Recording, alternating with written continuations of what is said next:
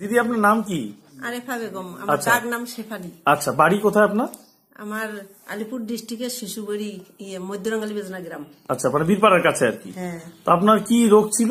আমার হাতের ব্যথা ছিল 1 বছর ধরে। ডান হাতটা ব্যথা ছিল আর হাই প্রেসার ছিল। আচ্ছা আচ্ছা। একবার মিনি স্ট্রোকও করছিল। আচ্ছা।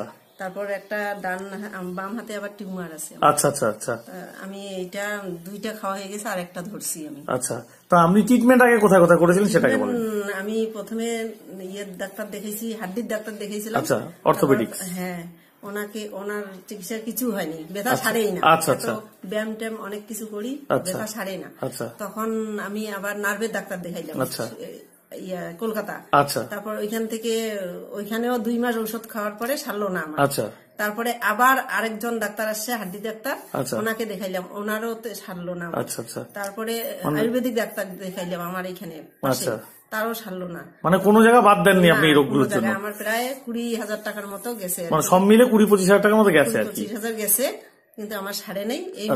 আমার ভাগিনা বললো যে আমার মা খাচ্ছে একটা ওষুধ, এইটা খাও তুমি। কোন ওষুধটা খাচ্ছেন আপনি এখন? আমি এই ওষুধটা খাচ্ছি। আচ্ছা, মরিঙ্গো। আচ্ছা, কতদিন হলো খাচ্ছেন? আমি এটা প্রায় 2 মাস ধরে খাচ্ছি। আচ্ছা, এখন 2 মাসে আপনি কি বুঝতে পারছেন? আমার প্রেসারও নাই। আচ্ছা। আর আমার হাতের ব্যথা সম্পূর্ণ ক্লিয়ার, আমি পুরা কাজ করতে পারতেছি। আচ্ছা, আর টিউমারটা আমার বসে যাচ্ছে। বাহ, দারুণ। তাহলে একটা জয় জয় মরিঙ্গো বলেন। জয় জয় মরিঙ্গো। Thank you so much.